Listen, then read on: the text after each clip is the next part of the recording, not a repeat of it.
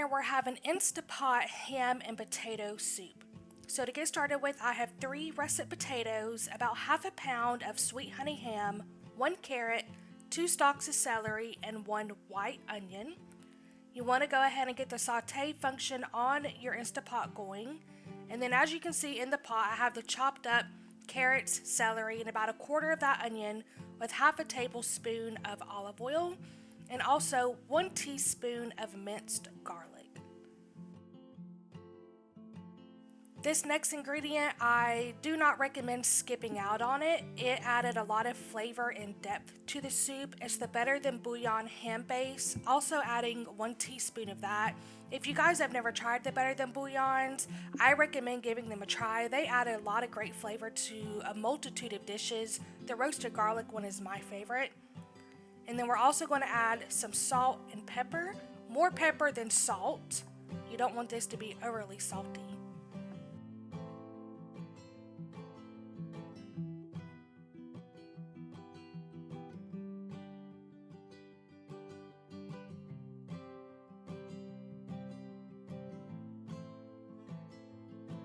As well as a quarter of a teaspoon of Italian seasoning. And then you want to go ahead and give that a good stir. Make sure that that bouillon starts to dissolve. And then I'm going to let this saute for about 5 minutes.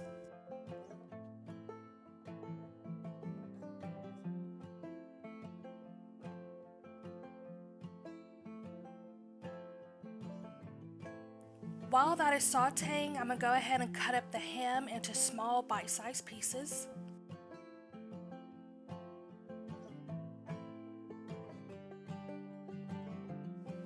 Now, the bottom of the pot did brown from that bouillon, but that's a-okay. So we're going to add 2 cups of water and really give that pot a good scraping to get all the flavor up into the soup.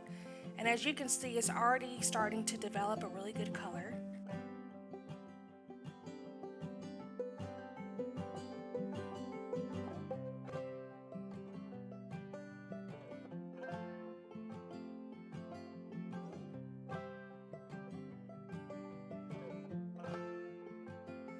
After that, we're going to add 4 cups of chicken broth.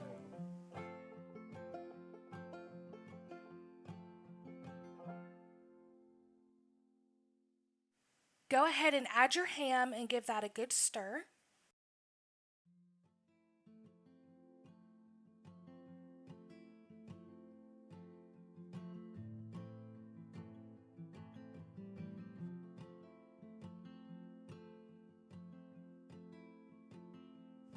I went ahead and peeled the potatoes and gave them a good wash to get all the extra starch off. And then you want to cut them into quarters and make sure that it's about ½ an inch thick at least. You don't want them to be too small because while the soup is pressure cooking, they could totally dissolve. After cutting up your potatoes, go ahead and add that to the pot and give your soup a good stir.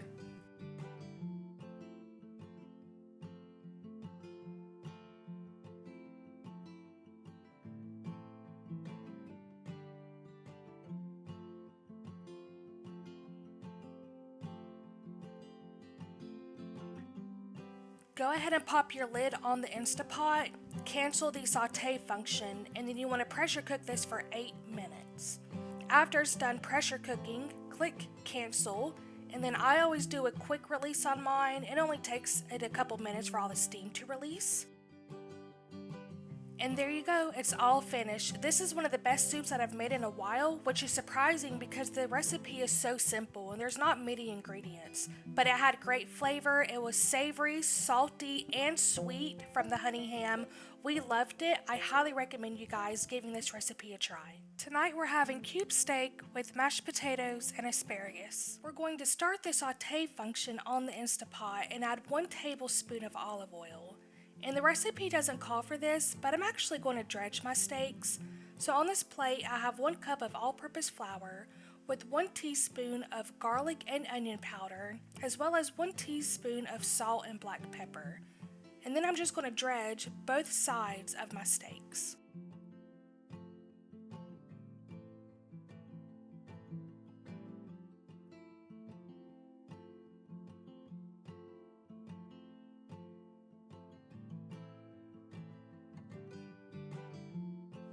Once all of the steaks have been dredged, I'm going to add 2 at a time to the Instapot and cook them for 3 minutes on each side.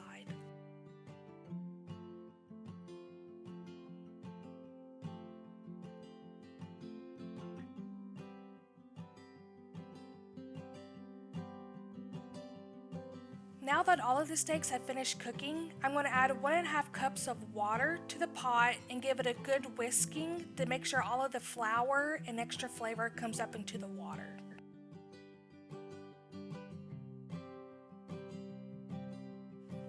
Next up, we're going to add 1 can of cream and mushroom soup. If you don't like cream and mushroom, feel free to use cream of chicken, as well as 1 can of French onion soup and 1 packet of au jus gravy mix.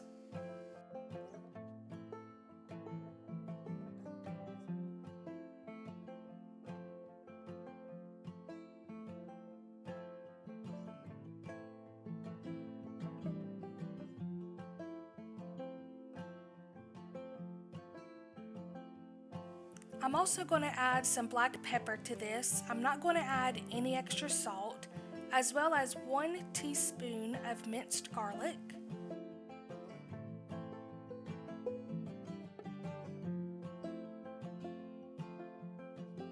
and half of a tablespoon of Worcestershire.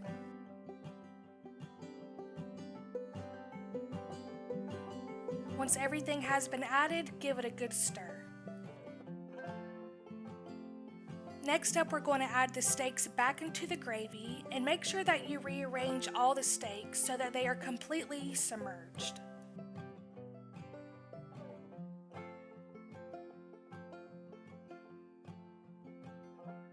Then you want to pop your lid on, cancel the saute function, and pressure cook this for 20 minutes. While the steaks are pressure cooking, I'm going to go ahead and get started on my sides. So in the pot of boiling water, I have 3 russet potatoes that's been peeled and cut up, as well as a head of asparagus. And then I added about half of a tablespoon of olive oil, as well as some lemon juice, and then this melting pot garlic and wine seasoning. I cooked this over medium heat for about 15 minutes, and then to my potatoes, once they were done, I added salt, pepper, butter, and heavy whipping cream. Now that it's finished, you want to click cancel and do a quick release. These steaks are incredibly tender and full of flavor. This is one of my favorite recipes to make in the Instapot. If you want to thicken up your gravy, put it back on saute and add a cornstarch slurry. Let it cook for about 5 to 10 minutes. We got some snow here in North Carolina over the weekend. Our area got about 7 inches, so I figured chili would be perfect for dinner. I bought a new cookbook off of Amazon full of recipes just for the Instapot, and I'll have it linked down below in the description box. But if you would like to pause the video at any moment, here's the directions for the recipe.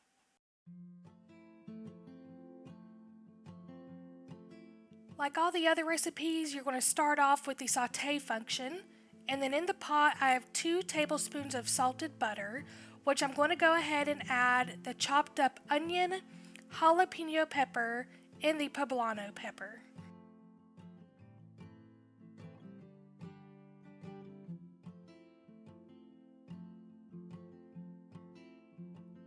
Give that a good stir and let it saute for about 2 minutes before adding the garlic. Then add 1 teaspoon of minced garlic and let that saute for about 5 minutes. Next, you want to add your meat. I'm adding 1 pound of ground beef and then getting that broken up.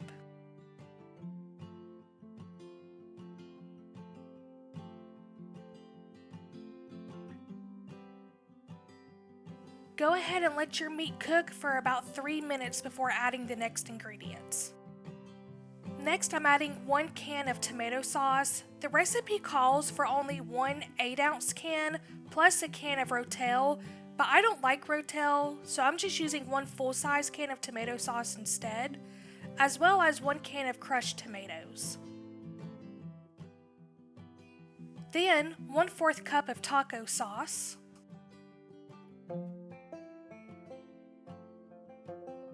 and half a cup of beer. I'm using Coors Light, but I'm sure you can use Bud Light, Budweiser, PBR, whatever. Next, half a tablespoon of Worcestershire, but I honestly should have just added a full tablespoon, as well as 1 tablespoon of Hoshin sauce. This and the taco sauce are ingredients I've never seen in a chili before, which is why I wanted to give this recipe a try. And then you want to give that a good stir.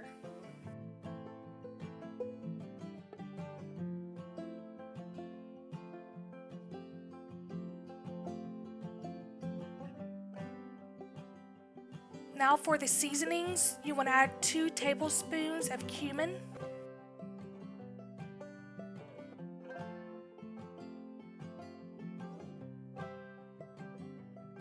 1 teaspoon of Italian seasoning,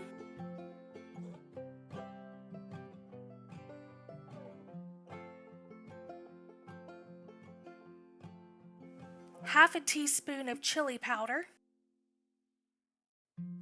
1.5 teaspoons of any kind of seasoning salt, and 1 teaspoon of Cajun seasoning. And then again, give that a good stir. And then you want to add your beans. I only added 1 can of red kidney.